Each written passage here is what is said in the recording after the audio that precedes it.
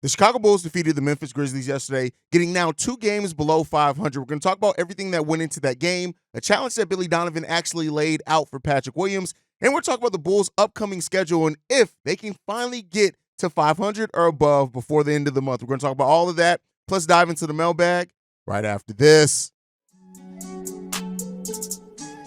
You are now tuned in to Chicago Bulls Central, your number one place for all Chicago Bulls news and content.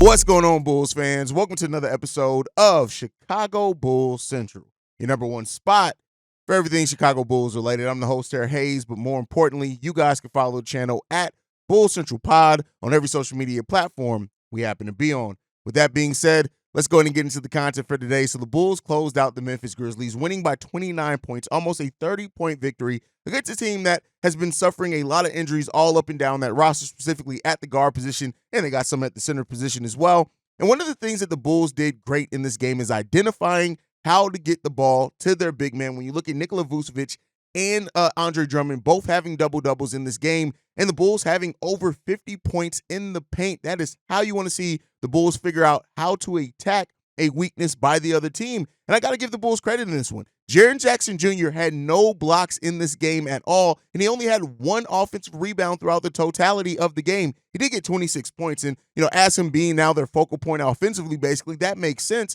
But I love the way that the Bulls attacked him, kept him off the boards. They were able to out-rebound this team by a large margin. When you look at 52-32, the Bulls took care of business, and Jaren Jackson Jr. was one of those players with his ability to block shots and things. I was worried how he would play coming into this game, but he was 8-18 from the field. Bulls took care of business there. But then when you look at our side of it, right, we were led off the bench by Ayo Dosunmu, and that's in large because we were able to play our bench players more as the game went on because we were actually closing out and holding on to this lead. Ayo Dosunmu with 20.6 rebounds, 4 assists. He made three three-pointers in this game as well. DeMar DeRozan next up with 18 points, 8 assists, 4 rebounds in this game. And Kobe White with 17, 5, and 5. Really good game from Kobe White, especially down the stretch of the game.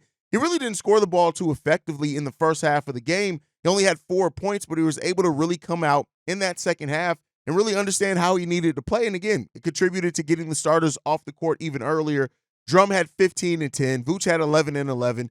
Drum also had 7 steals in that. I want to make sure I point that out as well. And P. Will had 15 points, 5 rebounds. He made 3 three-pointers in this game, and he had a steal as well and a block.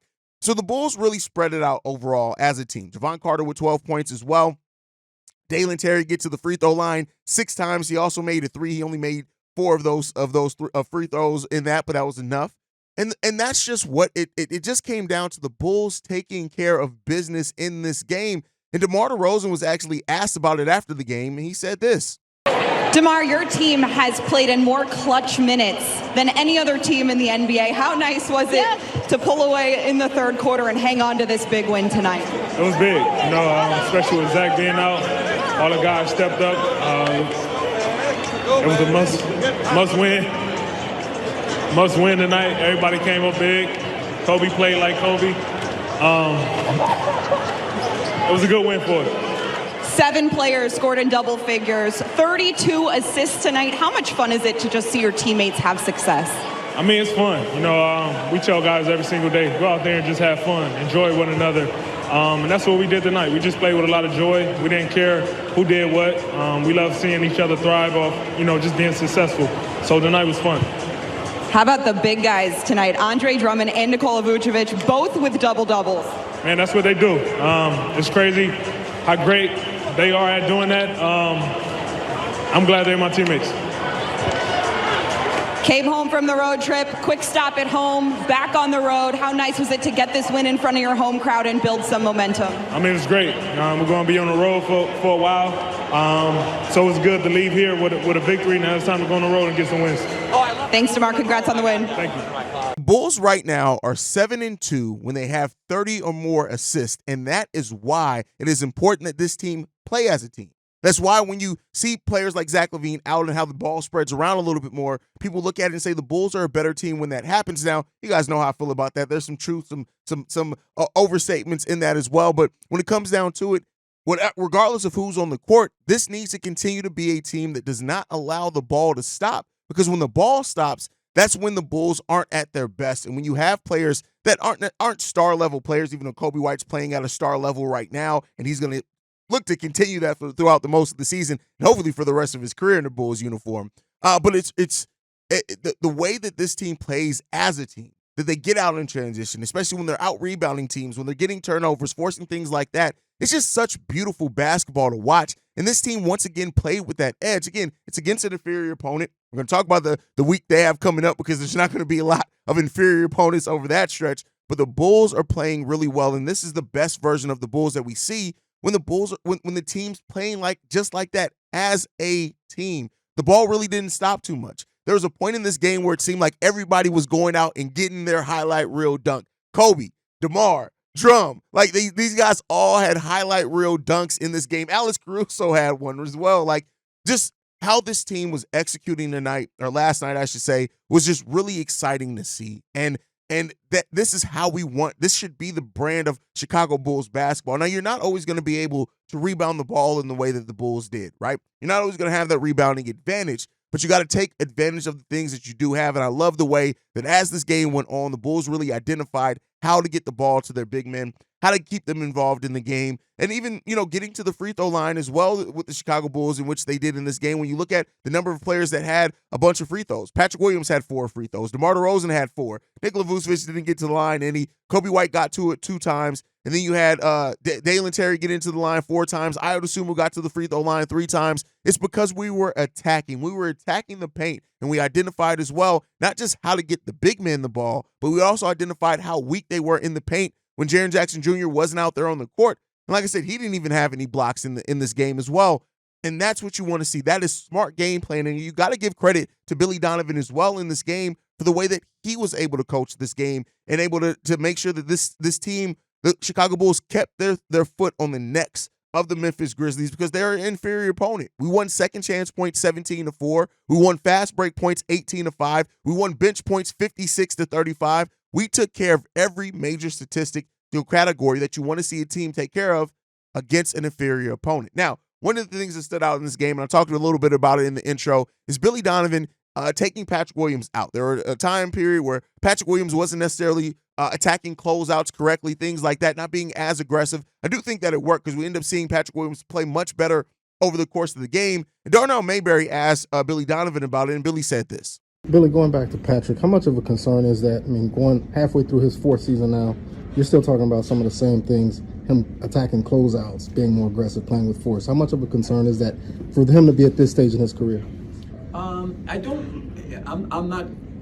not concerned about it because I think what happens is a lot of times for players, those things happen very quickly, and you can get caught where, I'm getting ready to shoot it, and then I'm like, well, I don't have the shot, and now you've lost the advantage. And I think he's going to have to. Guys grow and develop at different rates. It's not like he doesn't want to do it. I just think he's got to be really more decisive when the ball comes. And there's times where, like you see him sometimes where he puts the ball down and he kind of gets into that mid-range shot because he's trying to get to the rim, but maybe what was open was taking the 3. So it's not like I don't see him doing it. He's just got to make those reads. I think he's more than capable of doing it. I've seen him do it. That's the aggressive. When I say use the word aggressive, it's on those things. It's not so much about, when we're on the floor attacking the basket, and you can see that aggressiveness, but it's more like when everybody's trying to protect the paint, everybody's shifting. There's certainly outliers to every team in the league where they'll shade guys with more coverage and they won't really give them that kind of room. This is a team that's a good defensive team that protects the paint, and there was opportunities for drives. And I thought he did better, as the game went on. But to answer you, because I'm not concerned about it, because I see him knowing that he needs to get better at it, and he'll get better at it. He will. I believe he's better today than he was last year at it, and I think he's better now than he was earlier in the year. And I think that's a great way. Again, that's coaches coaching. And we've had issues with Billy Donovan and his coaching and motivating players before, right? But the players do like this guy generally. I know that's triggering for some Bulls fans because a lot of us don't like Billy Donovan. But at the end of the day, Billy noticing something from Pat and noticing that he wanted him to be more aggressive, taking that time to kind of pull him, talk to him a little bit on the sidelines, and Patrick Williams being able to go out there and do it better the next time, I think there's something to be said to that, right? It's of course, you want Patrick Williams and all your players on the court to be able to be more aggressive and consistent. And that's still the thing that Patrick Williams needs the most when it comes down to really unlocking all of his game. Is just you got to stay aggressive, right? You got to stay locked in. But the fact that, yeah, Billy Donovan noticed it, he set him down. Patrick Williams came back in, and he played better over the final stretch of the game when he was out there again. And so, listen, I'll say this. Patrick Williams did start off this game aggressive, at least shooting-wise. He wasn't hesitating to shoot. Now, he went like 1 of 6, 1 of 5, something like that in the first half. And, he played much better than that in the second half. But I do like the fact that in a game where Zach LaVine was out, where we needed players to take shots that were open to them, Patrick Williams didn't start off being hesitant to take those shots, even getting to the mid-range at times. And listen, he almost had like 2 highlight reel dunks that he just couldn't convert. So we're seeing those glimpses of P. Will, and once he starts putting it all together, I know that's kind of also a thing that people ask, like, okay, we keep saying once he puts it all together, when is that finally going to happen? And that's a valid question to ask, but I think it comes down to, and Billy Donovan said it, players develop at their own rate. And Patrick is still a very young guy, and he's still younger than some rookies coming into the league. Now, that doesn't excuse all of them. I'm not saying that it's like some blatant excuse for P. Will to just, he'll work it out, but he develops at his own rate, at a different rate than what we would like to see. And hopefully this season is laying that foundation to where he can jump off next season. But at the end of the day, like I said, the Bulls really holding on to the lead. That 7-2 when we have 30 or more assists is a really good stat as well, because that shows how this team needs to spread the ball around and play as a team. Let's hope that continues, man. Again, we got a tough week ahead, which is what we're going to talk about now, is the Bulls' schedule coming up, man. We right now are 2 games below 500. We haven't been above 500 since November of 2022. November of 2000, we're a year and a half from the last time we were above 500. And so when you look at the schedule coming up, we got the Suns on Monday, the Lakers Thursday, and Portland Sunday. Now, the Portland game next Sunday, we know we can't overlook any game, but those 2 games against the Sun and the Lakers are going to be really important, because these are 2 teams that are going to be tough matchups for the Chicago Bulls, especially when you look at not having Zach LaVine in that lineup. That means we're going to continually have to have other players step up for the Chicago Bulls. That means we're going to have the performance from Ayo Dosunmu off the bench. That means we're going to have Patrick Williams be a dual threat for the Chicago Bulls in defending and things like that. You don't want to overlook either one of these teams, especially Phoenix Suns, who, listen, they're 8th right now in the Western Conference, much less than what people were expecting when that team formed. But they're winning as of this right now 4 games in a row. They've won 7 out of their last 10. And so this is not a team that you want to take lightly. They're getting healthier, things like that. Everybody being locked in is going to be really important for the Chicago Bulls in that game. And then Los Angeles Lakers as well. They're winners of 4 out of their last 10. They're 21-22 on the season. A lot of people rightfully so disappointed by the Lakers season and how that's come together because of how they ended last season.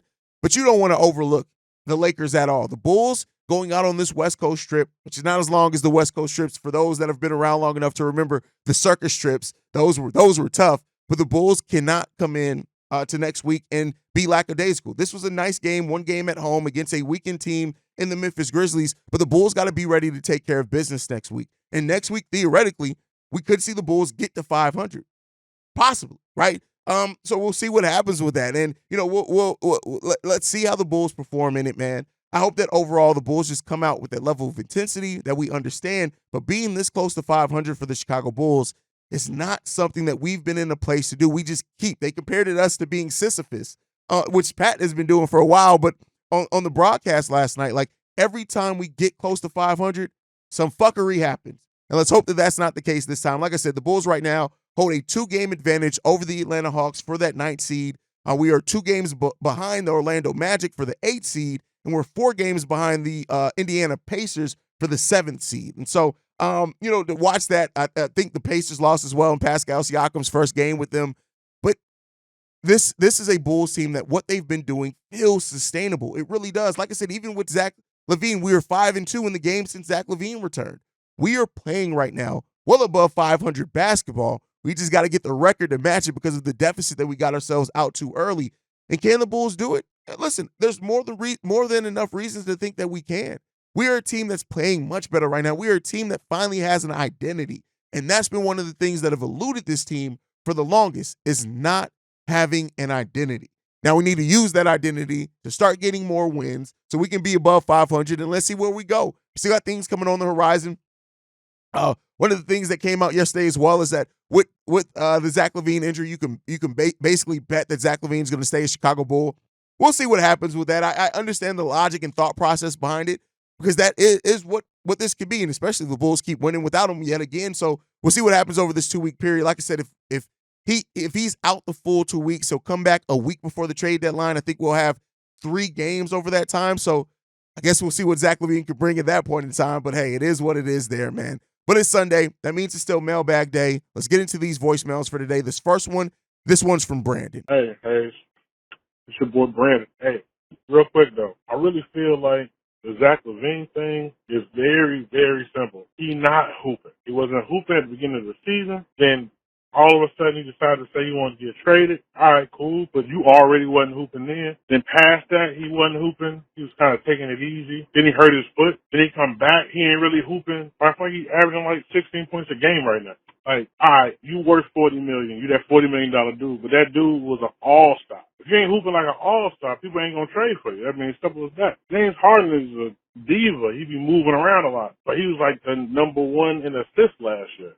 So it's like you got to still be great in some way. You can't be one of them ones with that $40 million contract, but not hooping like one of them ones. You know what I'm saying? Like it's backwards. It's like this whole thing had no strategy from the jump. If you would have asked for a trade off season, then they would have really facilitated it based on what you did last season. Now you doing it a few games into the thing and then you not hooping. It's like, bro, come on now. But hopefully they get them off for something. Hopefully like some shooters. I mean, some shooters would be straight. All right, bro. Okay, I get what you're saying, and I'm not saying any of your thought process is off. But I'll just say this, is that we saw, just to use a player that you use, we saw James Harden be traded when he was in a fat suit and not playing basketball. We saw, John Wall used in, well, was he? No, I don't think he was used in a trade. Russell Westbrook used in a trade when he wasn't necessarily playing the best either. Like, so I get it. The whole he's not hooping thing, I think, is an oversimplification. But at the end of the day, it's still Zach LaVine can help teams. Regardless of what he's averaging now, we know that the skill set of Zach LaVine and what he can bring to teams. But I think it just comes down to a mixture of a couple of things. The doubts around Zach LaVine and the value the Bulls hold Zach LaVine at. Now, some people could say that's an overvaluing, which is fair, right? I think that's a fair assessment as well. And I think it's also some teams trying to get Zach LaVine's value lower so they can get him without giving up much more than salary filler and maybe a pick. And do those things overlap? They may, as you lead closer to the trade deadline and teams see these other teams making moves.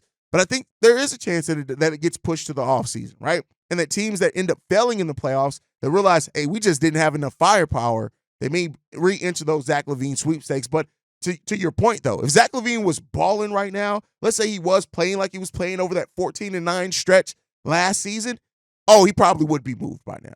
But, kind of is what it is there. But great voicemail for Brandon. Great points there, brother. I appreciate it so much.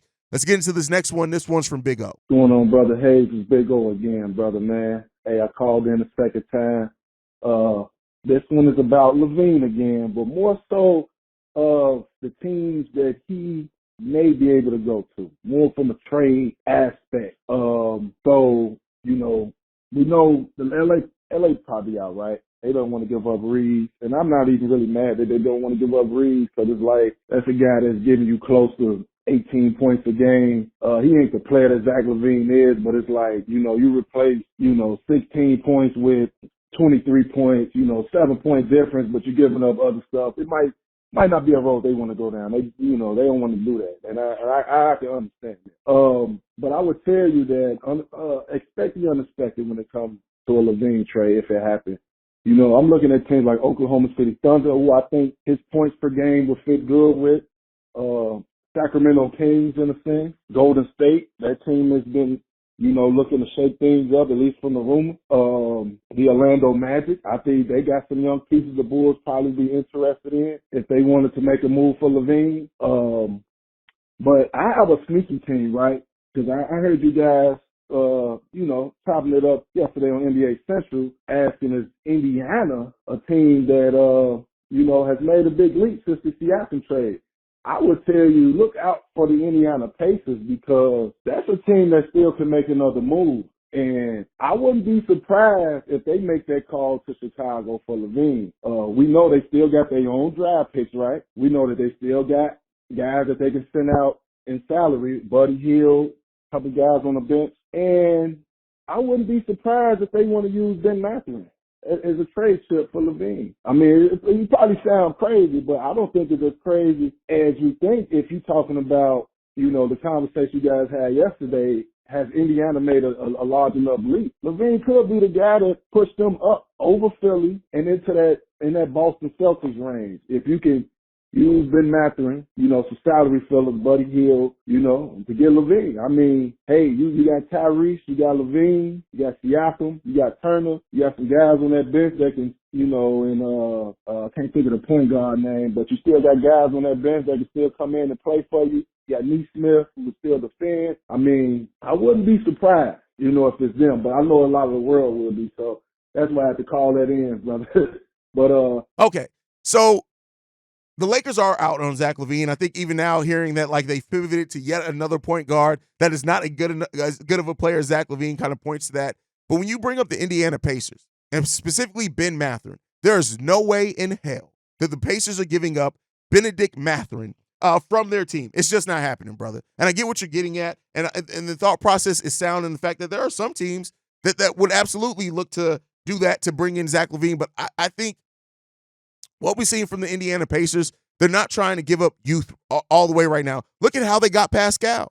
They got Pascal by giving up freaking Bruce Brown, who's not any slouch, right? He's not a terrible player, but not nearly at the level of Pascal Siakam. Now, the Pacers still do have trade chips that they can try to get involved. Buddy Hield, TJ McConnell, these are pieces that we've heard that they are willing to try to move to bring in more talent to the team. But Ben Mathurin, you're not getting, brother. They're not putting Ben Mathurin in salary cap filler for Zach LaVine. Now, here's what I'll say. Let's say that you are right, and the Bulls somehow get Ben Mathurin, and you could pair that in a backcourt with Kobe White. Huh! Listen, sign me up right now. But I just don't think that it's going to be something that's necessarily realistic, and I don't see the Pacers, even if they do get in on Zach LaVine and try to shore up even more to make themselves be able to be that team at the top of the East, I don't see them including Ben Mathurin in it. But if they do, the Bulls need to hang up the phone, package Zach LaVine in bubble wrap, and send his ass to Indiana immediately. But I just don't know if I see it necessarily happening. But guys who are in the chat, let me know what you guys think down below. All right, let's get into this next voicemail. This one's from Shay. What's up, Hayes? I'm going to just get into this. I've been seeing a lot of trades such as the New York Knicks and the Toronto Raptors, and I'm hearing Pascal Siakam and the Indiana Pacers are trying to work out a deal together. And I hear everybody on all that wanting to make your teammates better, and I know what you're thinking. What does this pertain to the Chicago Bulls? But everybody is tending to make their team a lot better, and that does sound good on paper. But when you look at the trade with the New York Knicks and the Toronto Raptors, the New York Knicks are going to be hurt in the long run due to the fact that Emmanuel Quickley is scoring off of the bench, and they really don't use Evan Fournier like that. You also got to take into consideration that Josh Hart is very inconsistent at times in playoff situations, and you got to also take in consideration that Julius Randle at times, a lot of times, doesn't show up in the past 3 years of the playoffs. And not only that, they do have enough, and not only that, on Toronto's side, they lose in size. Well, they're probably rebuilding anyway, but especially they're going to end up losing size. So, and to transition to this Toronto Raptors situation, you're trying to get Pascal Siakam, and that could help Tyrese Halliburton, but if you got to give up, you're probably going to have to give up Andrew Nembhard and Buddy Hield and on a lot B team, who definitely helps your bench, and you're probably going to lose defense with Bruce Brown. So I just want to say, are they really willing to make trades like that? And pertaining to the Chicago Bulls, do you really want to? Well, really, if we give up Zach LaVine, we end up getting more. But people see these trades as a big help, but it could end up hurting them in the long run, especially if you're talking about making a long playoff run, because you end up losing much more than what you gain, as we saw. You know what I'm saying? Anyway, tell me what you think. Peace. Pacers trading for Siakam, and this voicemail was clearly left before that trade went down. But did it make them better? They lost their first game, and I know some people are going to take that and run with it. You got to see over time. But here's the thing, outside of all of that, right? Outside of the trade, the pieces, the thing that I want to talk about is this. It feels good as a fan base, I'm sure, to have a front office that is aggressive enough to always try to get you deals done. And that's the thing that sticks out to me in a case like this, more so than whatever happening is with Zach LaVine, if they can get this package, that package back, this deal, that deal. To have a front office that is never comfortable in being stagnant. That's what the Indiana Pacers front office is. Since they got Tyrese Halliburton, it's been an aggressive front office, and that's more so what I would love to see this Bulls team do. Not to say this trade everybody every single day. Like the Pacers didn't trade a whole bunch of their key pieces to be able to get a player like Pascal Siakam, but they took advantage of the market. And that's what we want to see from AK and Eversley, right? Is to be aggressive, and you want to be this team that's going to win. You don't want to go full rebuild. You don't want to be bad for a while. You want to continually win. Well, you have to make those moves to continually put you in spots to improve your team. And that's why a lot of Bulls fans have this discontent with the Chicago Bulls front office and seeing some of the things the other front offices has done around the league. I told you, I gave you guys a stat. The Chicago Bulls have made one trade since the start of 2022. I'm sorry, one meaningful trade, whereas the average across the NBA is 8. So when people say that they feel like this front office isn't aggressive enough, there's more than enough reasons for that, valid reasons. And maybe that changes at this trade deadline. We'll see. All right, let's get into this next voicemail. This one's from Larry. What up, Hayes? Larry here. First time calling in. Appreciate all the content you put out. Appreciate all the hard work. Just looking at it coming up on the trade deadline and all of the spending that the Bulls do and don't do. When we talk about it, we kind of talk about, the Reinsdorf's not spending money. And Hayes, and I know you probably know this, but like the Reinsdorf don't even own half the team. It's kind of like a conglomerate of people that own the Chicago Bulls. So when decisions are made, it has to kind of go to a board. Now Jerry's is the chair of that, but a lot of people have to approve what things are done money-wise. So when we talk about going into the luxury tax, that's not only spending extra money, but the teams that are not in the luxury tax get a cut of the money that all the teams that pay the luxury tax do get. So when you try to go to a group of people and talk about, hey, let's spend some extra money here on making the team better, they're not only paying extra money, they're giving up some of the profits they would get from getting from the other team. So we got to look at that.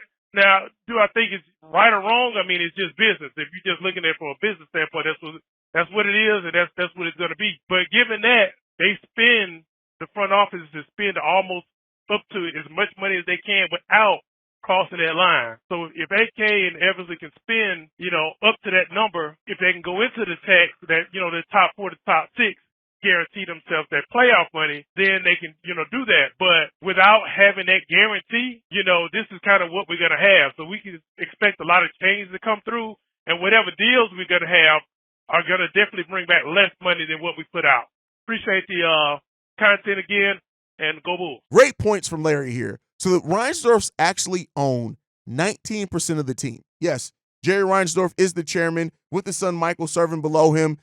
Michael's kind of running the day-to-day operations. And you are also right in the fact that, and I had a whole epic rant on this earlier in the season where I got pissed off, is that teams that don't spend into the luxury tax split the money from the teams that paid luxury tax money. And so, yes, you're absolutely right. The Bulls paying the luxury tax will not only mean paying out more salary, but then they're taking away some of the income theoretically, because then maybe you're getting playoff income, right?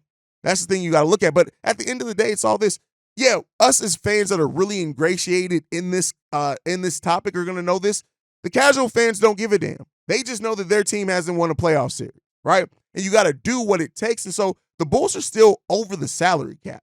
That's one thing that I think is a misconception from a lot of Bulls fans, not everybody, is that they think that because the Bulls don't spend into the luxury tax, that means that we're under the cap or something. We spend well over the salary cap. We just don't spend into the area of getting into the luxury tax. So the Bulls have that flexibility. And so, that's more than enough to still do something with. The Bulls aren't the only team that do that. There are teams that absolutely still go on playoff runs, but you have to draft well. You have to be poignant with your money. You have to be intentional with the money that you're spending. So that's something that I think the Bulls also have to look at. We'll see what comes from that one. But great points there from Larry. I completely agree with everything that you pointed out there, brother. Let's get into this last voicemail. This one's from No Sage. Oh, hey, this is Charles Barkley talking to the Bulls Nation out there. I just think that, the Bulls are still an investment out there, even though they won They won against the Raptors, which, you know, I still have to give them a little praise, but I've been dogging them the whole season. Like they sure had clearance sale about 3 years ago, Hayes. I just can't stand seeing all this. I just want to see them turn it around. Maybe I'm just still spiteful that all these Godzilla movies, they haven't asked for Charles Barkley to come back into these. I could wear my Barkleys and face off against Godzilla, for crying out loud. But I digress, Hayes. My last question here is, what's going on with the what's going on, bro? Challenge. What's going on, bro? March.